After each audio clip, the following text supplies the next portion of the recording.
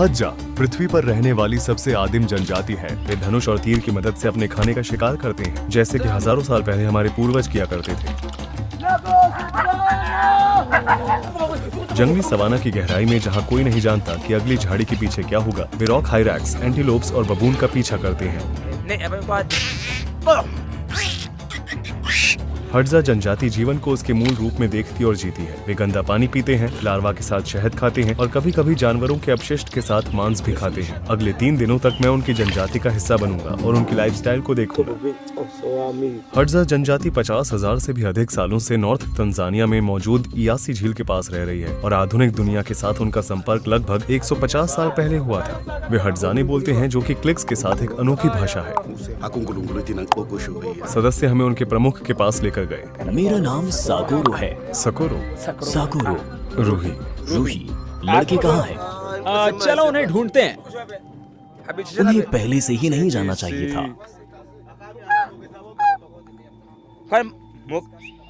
हे मुगेसा।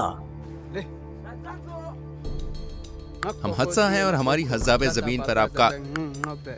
सभी लोग यहाँ आ जाओ। शिकार करने की खूबी उनके पहनावे से साफ साफ नजर आ रही है। ये आपके सिर पर क्या है? बबून से। बबून की खाल है। जब मैं छोटा था तो हर समय रोता रहता था। मेरी माँ को ये पसंद नहीं था, इसलिए उन्होंने मेरे चेहरे पे ये निशान बना दिए। आंसुओं में मौजूद नमक से घुले घाव जलते हैं और इससे बच्चे दर्द महसूस होने पर रोना नहीं सीखते हैं। अब मैं बड़ा हो गया हूँ और अब मैं बिल्कुल भी नहीं रोता हूँ। यहाँ जवान लोगों का एक ग्रुप अगले शिकार के लिए अपने सामान तैयार कर रहा है। यह कौशल पीढ़ी दर पीढ़ी चली आ रही है। मेरे तीर सबसे अच्छे हैं और मैं उन्हें खुद बनाता हूँ। शिकार करते समय अगर हमें कोई जानवर दिखाई देता है तो हम जानवरों की प्रजाति के अनुसार अलग अलग बर्ताव करते हैं। कुछ जानवरों को सूंघने और देखने की अच्छी समझ होती है। ऐसे में हमें चुप रहना चाहिए और छुप जाना चाहिए। हम धीरे धीरे आगे बढ़ते हैं जब तक कि हम उसके काफी करीब नहीं आ जाते। उसके बाद ही हम निशाना लगाते हैं। ये क्या हुआ था? लेपर्ड। बहुत समय पहले मुझ पर एक लेपर्ड ने हमला किया था। वे अपने तीरों को अनोखे पैटर्न के साथ बनाते हैं। अगर किसी का तीर खो जाता है और मिल जाता है तो इसी तरह पता चलता है कि यह किसका है। यह भी दर्शाता है कि शिकार किसने किया है। उनके धनुष पर उनके द्वारा शिकार किए गए जानवरों के कुछ हिस्से के ये अनोखे पैटर्न हैं। इससे पता चलता है कि शिकारी कितना प्रभावशाली और अनुभवी है। इसके अलावा वे तीर को स्थिर रखने के लिए पक्षी के पंखों का इस्तेमाल करते हैं। तीर बनाने के लिए सबसे पहले वे लकड़ी का एक टुकड़ा लेते हैं और उसे सावधानी से काटते हैं। यह जितना हो सके उतना हल्का और सीधा होना चाहिए। वे हमेशा प्रगति को नियंत्रित करते हैं और किसी भी मोड़ को ठीक करने के लिए अपने दांतों का इस्तेमाल करते हैं। आप किस जानवर से सबसे ज्यादा डरते हैं? हाथी, शेर और लेपर्ड। हाथियों की सूंड बहुत बड़ी होती है। ये लगभग कुछ भी पकड़ और खा सकते हैं। वे बहुत धीरे धीरे खाते हैं। उनके नजदीक नहीं जाना चाहिए। आपको इनसे दूर रहना चाहिए। वे हमला कर सकते हैं और आपको 2 टुकड़ों में तोड़ सकते हैं।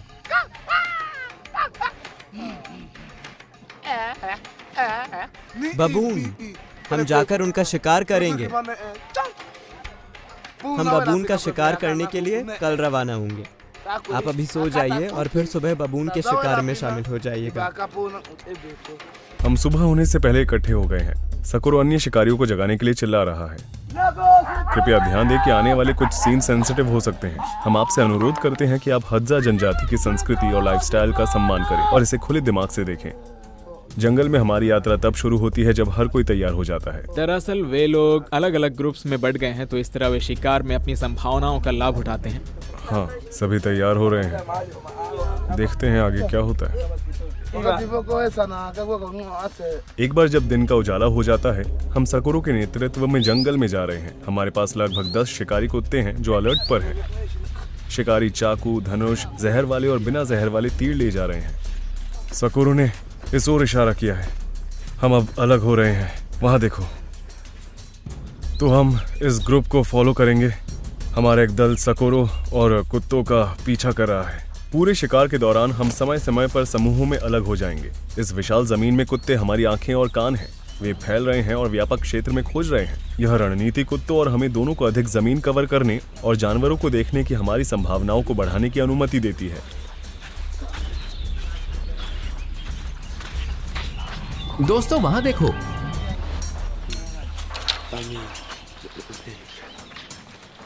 आज का मौसम अच्छा है, गर्मी नहीं है। मैं चाहता हूँ कि हर दिन ऐसा ही हो। आइए देखते हैं कि हमें क्या मिलता है।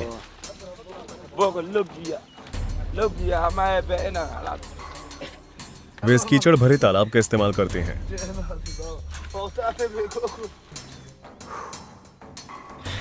पहले वे फूंक मारते हैं और फिर पीते हैं। उनका इम्यून सिस्टम बैक्टीरिया और परजीवियों से निपटने के लिए काफी मजबूत होता है। पानी ठंडा है। उन्हें इसकी परवाह नहीं है कि यह साफ है या नहीं। कुत्तों ने भागना शुरू कर दिया है। वहां कुछ है, दौड़ो। वो उस छेद के अंदर लंबी छड़ी डालने वाला है। वो जानवर को बाहर आने के लिए उसे हिलाने की कोशिश कर रहा है। पिछली छड़ी ज्यादा लंबी नहीं थी, अब वो लंबी छड़ी बना रहा है। कुत्ता जानवर को आसानी से पकड़ने के लिए एक बड़ा गड्ढा खोदने की कोशिश कर रहा है। नेवला,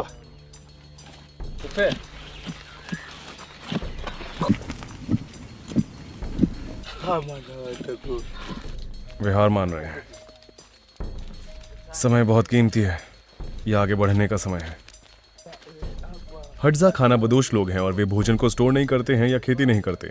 वे पूरी तरह से शिकार और संग्रहण पर निर्भर करते हैं।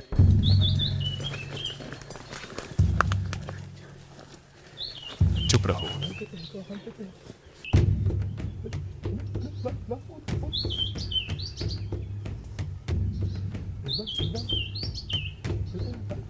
वे गिलहरी को पकड़ने के लिए एक टीम बना रहे हैं। एक शिकारी जानवर को कंफ्यूज करने और उसे दूसरे शिकारी की ओर भगाने के लिए पेड़ को हिलाता है।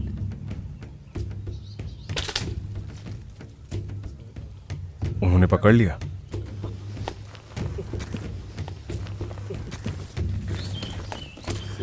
ये दिन का पहला शिकार है।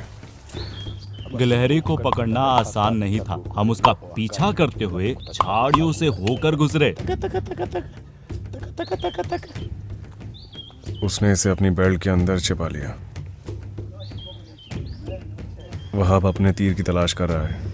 हर एक तीर उनके लिए बहुत मूल्यवान है। इसे बनाने में बहुत समय लगता है। कुत्ते सकोरों को घटनास्थल की ओर लेकर जा रहे हैं। वह जानवर को दूर जाने से रोकने के लिए खुली जगहों पर घास से भर रहा है।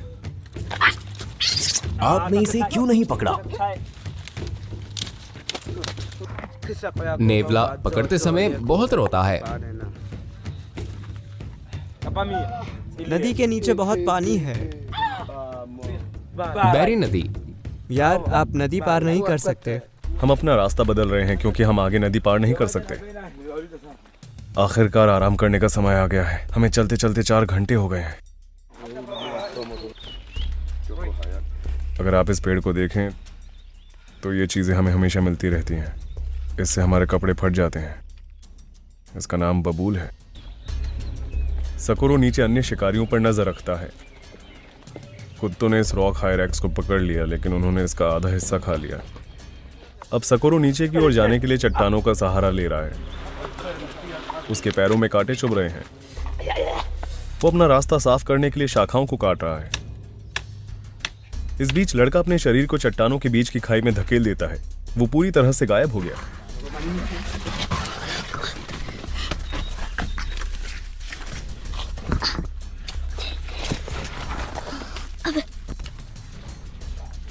जो लड़का इस चट्टान के अंदर गया वो पूरे इलाके को एक तरफ से दूसरी तरफ तक चक्कर लगा रहा है। वह और कुत्ते काफी छोटी जगह में अपने शिकार की तलाश कर रहे हैं।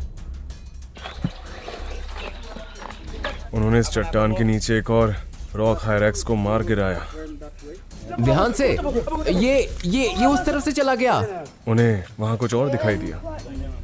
लगता है कुत्तों को इसके बारे में पता चल गया। ये एक बड़ी रॉक हायरैक्स है। वे इसे बाहर निकालने की कोशिश कर रहे हैं। यह एक ऐसा भोजन है जो तैयार है लेकिन अभी तक पहुंच योग्य नहीं है। जो घोंसले में था उसे पकड़ लिया गया है। ये लो दोस्त। यह जानवर अभी भी जीवित है। वह अपने तरीके से खत्म करने की कोशिश कर रहा है। यह सही तरीका नहीं है, बिल्कुल भी सही नहीं है। ये पहले ही मर चुका है। रॉक हायरैक्स।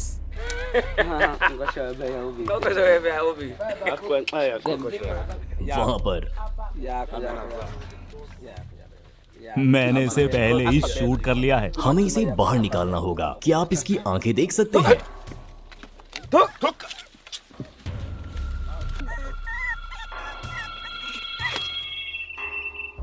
ये रॉक हायरैक्स ऐसे ही रोता है, लेकिन हमें इसकी परवाह नहीं है। ये हमारे लिए सिर्फ खाना है। पत्थर का इस्तेमाल करो। कुत्ते से लेकर जाने की कोशिश कर रहे हैं। ये तीसरा रॉक हायरैक्स है।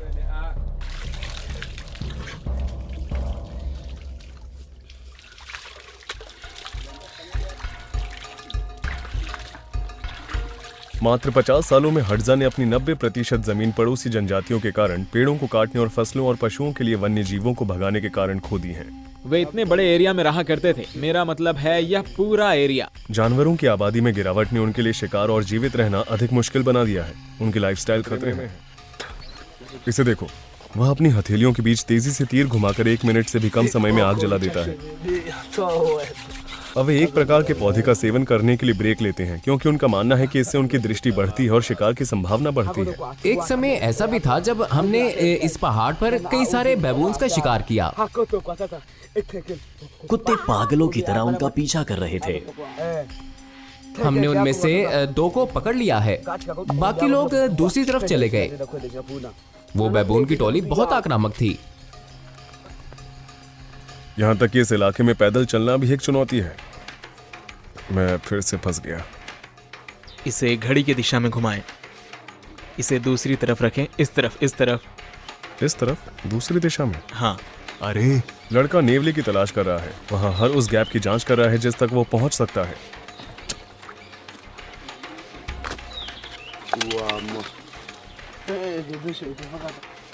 ये वहीं छिपा हुआ था। लेकिन ये अभी भी जिंदा है। ये काटता है। ध्यान से। इसके दांत तेज हैं।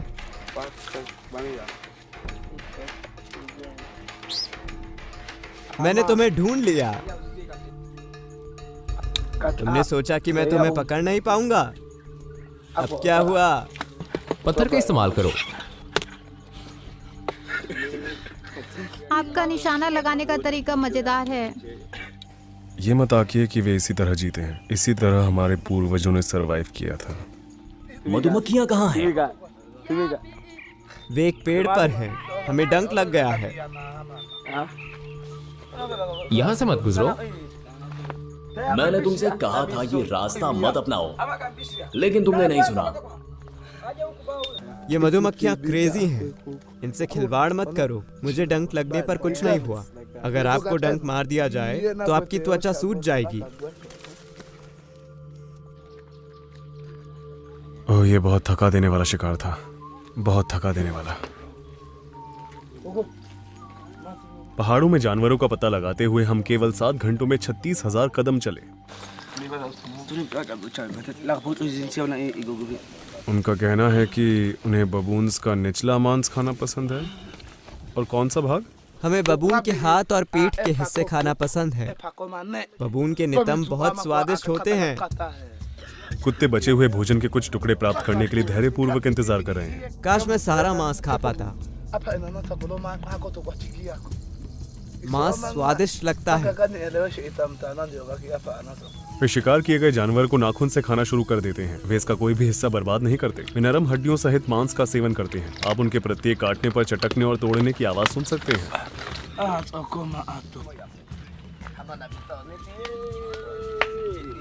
चलो इस हिस्से को खाते हैं। मैं बेहद खुश हूँ कि मुझे हज़ा लोगों के साथ शिकार करने का मौका मिला। वो लोग जो वास्तव में सीखना चाहते हैं कि रॉक हायरैक्स मांस कैसा होता है, ये सच में काफी हद तक रबर जैसा है।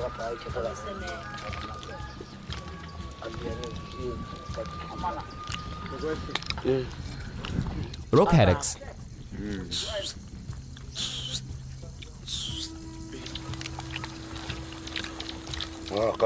वे अपना खाली समय शिकार के दौरान खोए हुए तीरों की जगह नए तीर बनाने में बिताते हैं। बंदर वो हमें पहाड़ों पर दिखाई देते हैं।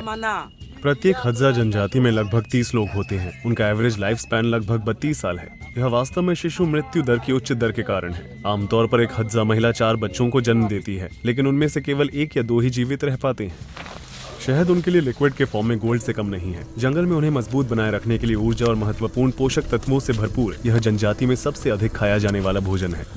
हम एक बाओबाब पेड़ के नीचे हैं। आपको वहां ऊपर उस पेड़ के अंदर एक छेद दिखाई दे रहा है? शहद वही है। वे पेड़ से जोड़ने के लिए लकड़ी का एक टुकड़ा काटने जा रहे हैं। वे इसे ऊपर चढ़ने के लिए सीढ़ी के रूप में इस्तेमाल करते हैं। इस पेड़ के अंदर हजारों की संख्या में मधुमक्खियां मौजूद हैं। एक और दूसरा शिकारी स्मोकिंग स्टिक बनाने के लिए आग लगाने की कोशिश कर रहा है। वो देख रहा है कि क्या ये लकड़ियां किसी व्यक्ति के शरीर को उठाने के लिए पर्याप्त मजबूत है।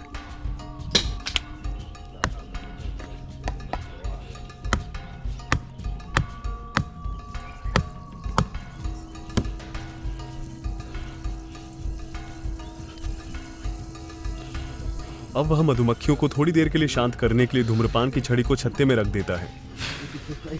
यह तेज गुंजन की आवाज हजारों मधुमक्खियों से आ रही है। उसे कई बार डंक लगता है, लेकिन वह शहद तक पहुंचने के लिए दर्द को सहता है। उसे जल्दी करना चाहिए क्योंकि मधुमक्खियां छत्ते से बाहर निकल जाएंगी और हम नहीं चाहते कि वे हमारा पीछा करें।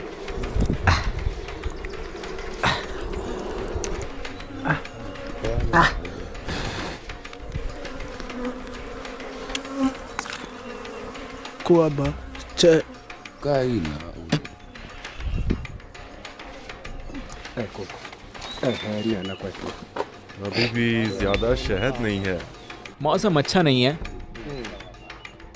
हमें थोड़ा और इंतजार करना चाहिए। इसमें शहद बहुत कम है। यह ज्यादातर वैक्स है और इसके अंदर थोड़ा लार्वा है। चलिए मैं आपको दिखाता हूँ। हज़्ज़ा के लिए शहद सिर्फ भोजन नहीं बल्कि उनकी करेंसी भी है। वे इसे नुकीले धातु के औजारों, कांच के मोतियों, टायर के जूतों और मक्के के आटे से एक्सचेंज करते रहते हैं। वे गिनने के लिए पैसे या न्यूमेरिकल सिस्टम का भी इस्तेमाल नहीं करते हैं। हज़्ज़ाने में 1 और 2 ही एकमात्र नंबर्स होते हैं। आज भी वे समय का ध्यान नहीं रखते। घड़ियों और कैलेंडरों की यहाँ कोई जगह नहीं है। उनके यहाँ जन्मदिन या धार्मिक छुट्टियों जैसा कोई जश्न नहीं मनाया जाता है। क्या वो जानता है कि उसकी उम्र कितनी है? मुझे नहीं पता। इससे कोई फर्क नहीं पड़ता। आज की तारीख में उनमें से कुछ तंजानिया की ऑफिशियल लैंग्वेज सीख चुके हैं और नंबर्स को समझने लगे हैं। हालांकि ज्यादातर अभी भी 10 तक की गिनती नहीं कर सकते हैं। 5 से आगे के नंबर का यूज करने के लिए, जैसे कि इस समय 8 है, तो उसे उन्हें जोड़ना होगा। यहाँ 5 और वहाँ 3। अगर मैं उससे कहूँ 70 तो वो क्या कहेगा? ये तो बहुत ज्यादा है। वे बड़ी मात्राओं को दर्शाने के लिए सामान्य शब्दों का इस्तेमाल करते हैं क्योंकि वे उनके लिए बहुत बड़े होते हैं। क्या उनके दिमाग में हमेशा बबून का शिकार करना चलता रहता है? ये सबसे स्वादिष्ट मांस है। जब भी मैं सोता हूँ तो मुझे बबून के ही सपने आते हैं। जब मैं सुबह उठता हूँ तो शिकार करने जाता हूँ और बबून की तलाश करता हूँ। मैं पहाड़ों तक जाता हूँ। अगर वे मुझे वहाँ नहीं मिलते तो मैं कहीं और उनकी तलाश करने निकल पड़ता हूँ।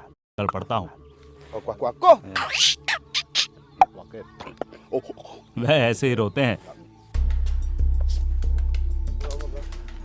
कुछ घंटों तक सोने के बाद हम अगले ही दिन सुबह 4 बजे एक बड़े शिकार की तैयारी कर रहे हैं। आज कैंप का हमारा दूसरा दिन है और आज हम एंटीलोप्स और बबून का शिकार करेंगे। जब हम जानवरों की तलाश कर रहे होंगे तो हमारी टीम का एक सदस्य यहाँ रुककर कैंप लाइव को रिकॉर्ड करेगा। जो लोग आज शिकार पर नहीं जा रहे हैं वे अपने औजारों की मरम्मत कर रहे हैं। उनमें जहर खत्म हो गया है, इसलिए सबसे पहले यह जवान लड़का और एक बूढ़ा आदमी एक बाल्टी पानी के लिए एक लंबी सड़क पर चल रहे हैं।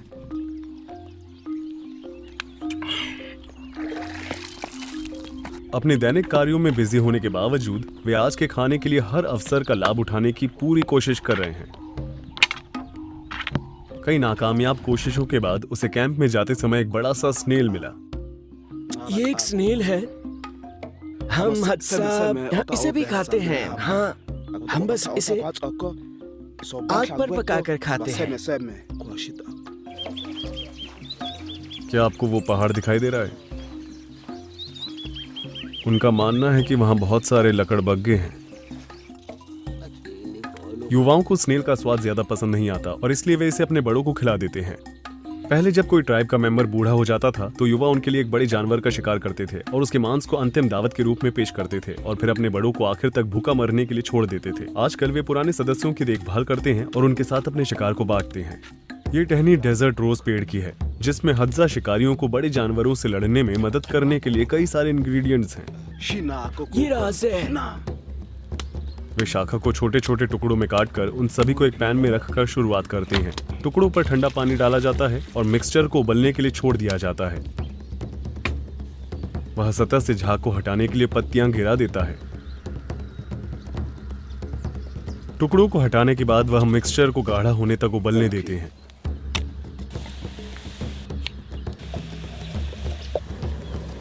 आखिरी बार घुमाने के बाद वह उसे एक पत्थर पर ट्रांसफर करता है और पानी का छींटा डालता है। आखिर में वह इसमें थोड़ी सी राख मिलाता है और इसे पत्थर से पीस कर मिला देता है। आखिरकार अब यह तैयार है, एक काला चिपचिपा जहरीला पेस्ट। वह सावधानी से तीर की नोक को इससे डाल देता है। अब यह तीर इस्तेमाल करने के लिए तैयार है।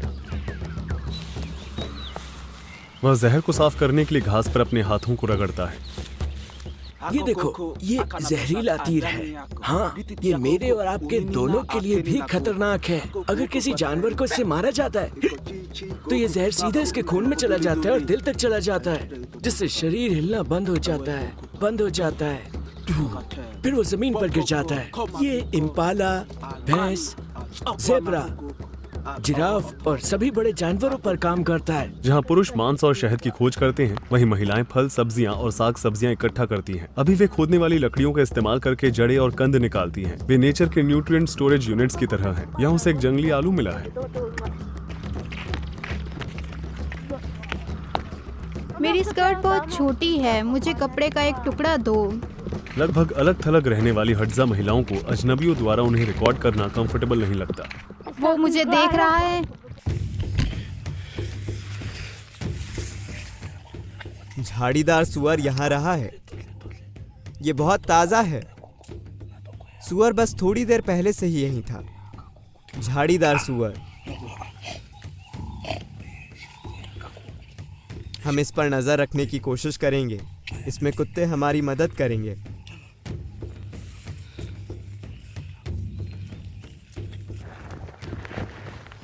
देखो, सुअर की निशानी। पेड़ पर एक और खरोंच है। उन्होंने एक तेज आवाज सुनी और अब यह पता लगाने के लिए रुक रहे हैं कि आवाज कहां से आ रही है। वे देखेंगे कि जांच करने के लिए कुछ है या शिकार करने के लिए कुछ है।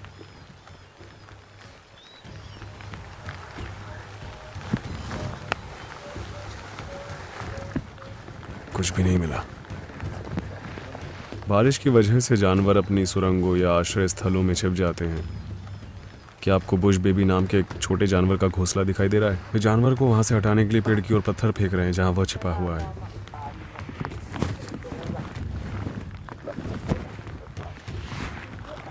समय आ गया है दौड़ने का।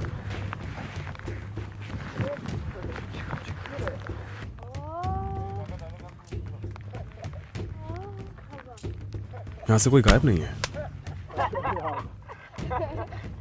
तुम ये कैसे चूक गए? ये मस्ती कर रहे हैं।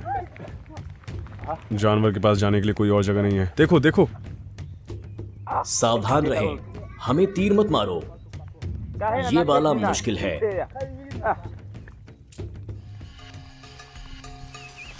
यहाँ एक और है। लड़के ने एक और बुश बेबी का घोंसला ढूंढ निकाला है। यहाँ अंदर छिपा हुआ है। दूसरी कोशिश के बाद वह हिलने ढुलने में असमर्थ हो जाता है। वह पेड़ पर चढ़ने के लिए अपने लिए रास्ता बना रहा है। लड़के ने बुश बेबी के घोंसले पर चढ़ना शुरू कर दिया है। वह करीब आता जा रहा है और उसे मिल गया, ठीक उसकी पूंछ के पास। बुश बेबी की आंखें चिंता से भरपूर है और वह अपने घोंसले को कसकर पकड़कर खुद को बचाने की कोशिश कर रहा है। लेकिन इस नन्ही सी जान के पास कोई मौका नहीं है। यह अभी भी जिंदा है।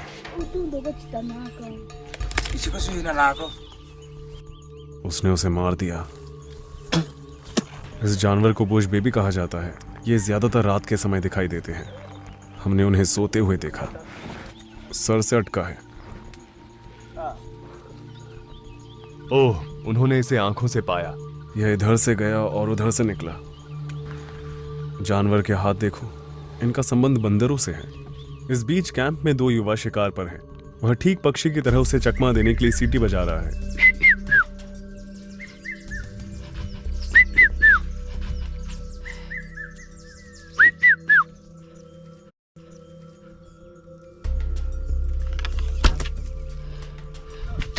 इतना पास होते हुए भी इतनी दूर, वह चूक गया।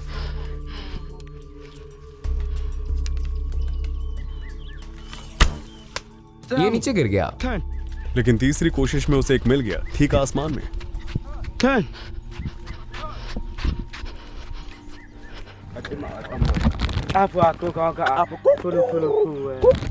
हमें एक कबूतर मिला।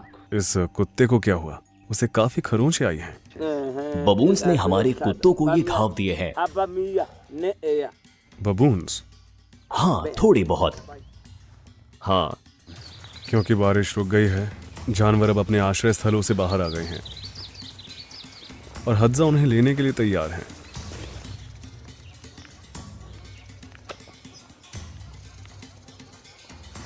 उसने उसे पकड़ लिया। ये बहुत ही सुंदर पक्षी है। दोस्त, क्या तुम्हें ये पौधा दिखाई दिया? इसे मत छुओ, इससे तुम्हें कई दिनों तक खुजली होती रहेगी। मैंने एक बार गलती से इसे छू लिया था। मुझे पागलों की तरह खुजली होना शुरू हो गई। लगता है कुत्तों को पूरा यकीन है कि यहाँ कुछ ना कुछ है। हाँ, वाकई में कुछ है।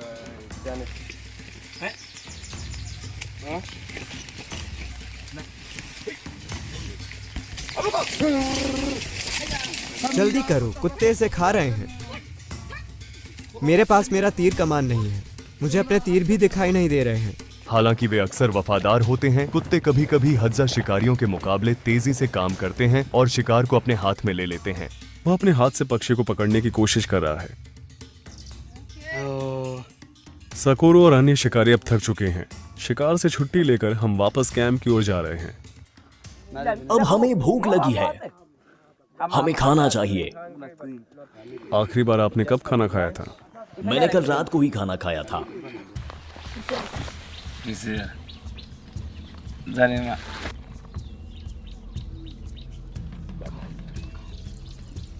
पहले में बहुत सारे जानवरों के साथ जीवन अच्छा था, लेकिन अब वे सभी चले गए। बबून को ढूंढना मुश्किल होता है। वे अब चालाक हो गए हैं। डेथ के बारे में उसकी क्या सोच है? उसे क्या लगता है कि मरने के बाद वह कहाँ जाएगा?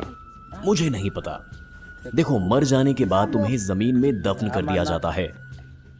वही जीवन का अंत है। युवा अभी भी तीर चलाना सीख रहे हैं और यह उनकी क्लास का समय है।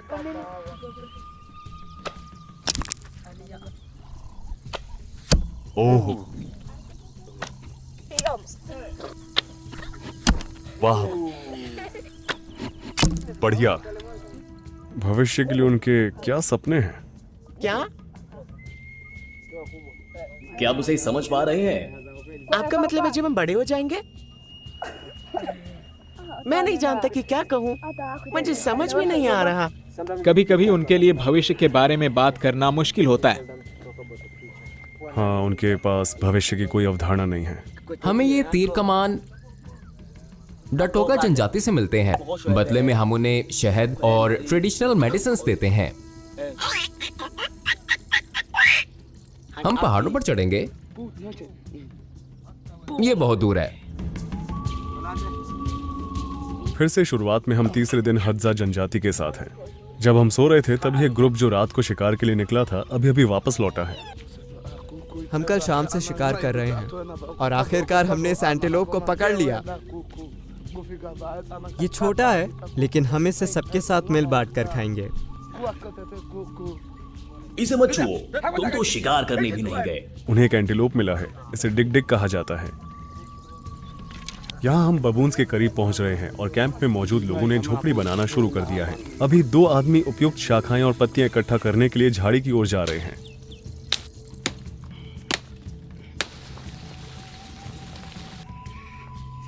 बबून्स बहुत ही चतुर होते हैं। जब उन्हें कुछ महसूस होता है तो वे इधर उधर घूमते रहते हैं। उन्हें इंसान पसंद नहीं होते हैं। हमें आगे बढ़ना होगा, चलो। वे यह पूछने गए कि क्या उन्होंने आसपास कोई बबून देखा है या नहीं। हम स्मार्ट हैं लेकिन वे भी कम नहीं। वे भाप सकते हैं कि हम उनके नजदीक आ रहे हैं। हम उन्हें ढूंढना जारी रखेंगे। इसका मतलब है हमें अपनी रणनीति बदलनी होगी। यह सब एक कदम आगे रहने के बारे में है। कैंप में मौजूद लोग अब अपने उन दोस्तों तक पहुंचने के लिए सीटी बजा रहे हैं जो सुबह शहद की तलाश में निकले थे और इसमें शामिल होकर जंगली शहद खाना चाहते हैं। स्वागत है। अब वे मीठी दावत का मजा उठा रहे हैं।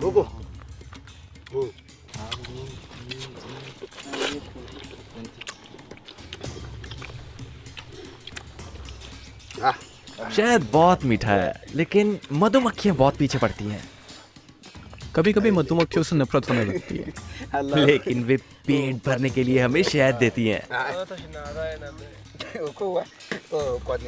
अब जब सारा सामान तैयार है तो झोपड़ी की नींव रखने का समय आ गया है। वे छड़े बनाने के लिए शाखाओं को मोड़ना शुरू कर रहे हैं। इसे मजबूत बनाने के लिए इसके चारों ओर अधिक शाखाएं लगा रहे हैं। यह पिंजरे जैसा स्ट्रक्चर मुख्य भाग बनाता है। फिर वे आधार को जंगली एलोवेरा पौधों से घेर देते हैं और शीर्ष को पत्तियों और घास से ढक देते हैं।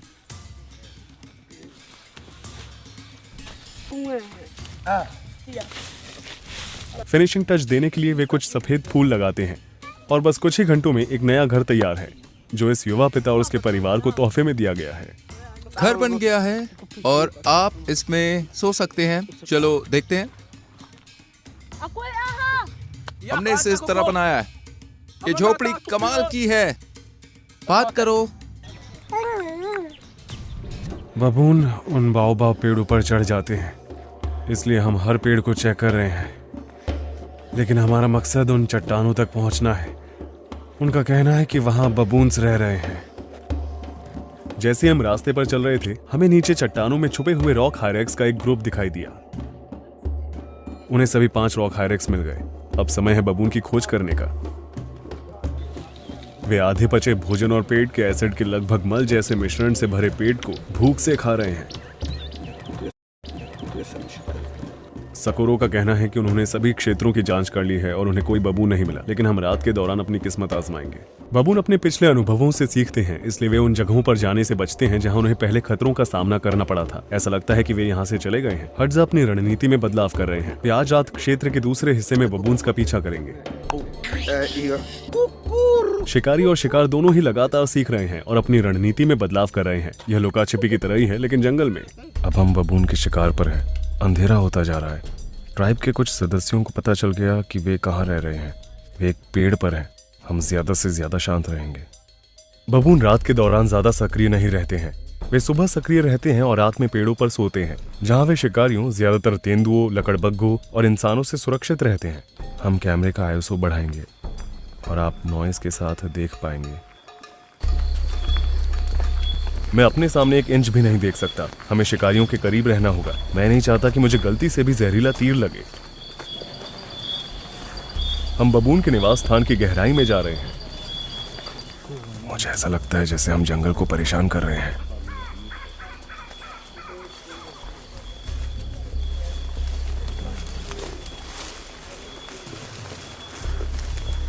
मूसा, वो आवाज कैसी थी? एक प्रकार का बुश बेबी, बड़ा वाला। बड़ा वाला।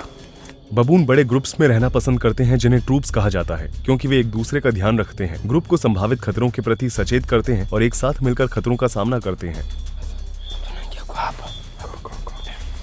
उन्होंने वहां एक देखा है। क्या उन्होंने किसी को देखा? ठीक है,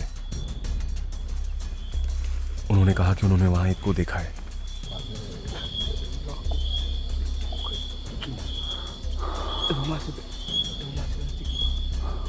हमें चलना होगा। वे यहां नहीं है। बबून बेहद फुर्तीले होते हैं और जमीन और पेड़ दोनों पर तेजी से चल सकते हैं। वे यह तय कर रहे हैं कि हमें अब किस रास्ते पर जाना चाहिए।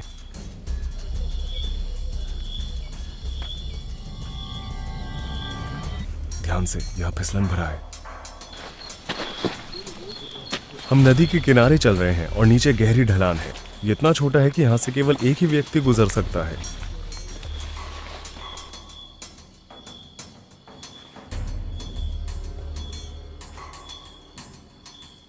डेढ़ घंटा हो चुका है और हमें अब तक कोई बबून नहीं दिखा।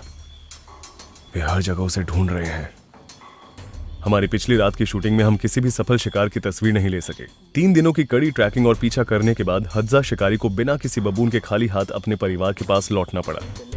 हालांकि एडिटिंग प्रोसेस के दौरान हमें एक फ्रेम से पता चलता है कि लाइट बंद होने पर एक बबून एक पेड़ से दूसरे पेड़ पर कूदकर भाग रहा था। वे इंसान की शारीरिक सीमाओं के बारे में जानते थे और इसलिए उन्होंने अंधेरे में चुपचाप भागने के लिए धैर्यपूर्वक रोशनी बुझने का इंतजार किया। यह अनएक्सपेक्टेड ट्विस्ट दिखाता है कि अस्तित्व हमेशा मजबूत या चतुर लोगों का पक्ष नहीं लेता, यह सबसे अधिक अनुकूलनीय होने के बारे में है। बबून का शिकार आखिरकार समाप्त हुआ। हम सफल नहीं हुए। बेशक जानवरों ने हमें सुन लिया होगा। हजार लोग इस दुनिया में वैसे ही रहते हैं जैसे हम हजारों साल पहले रहा करते थे। इस समुदाय के लिए सबसे बड़े खतरों में से एक निसंदेह है मॉडर्नाइजेशन और इस अनोखे ह्यूमन कल्चर को खोना है। वे अतीत की खिड़की की तरह है, तो वे हमारे पहले के सबसे आखिरी हैं।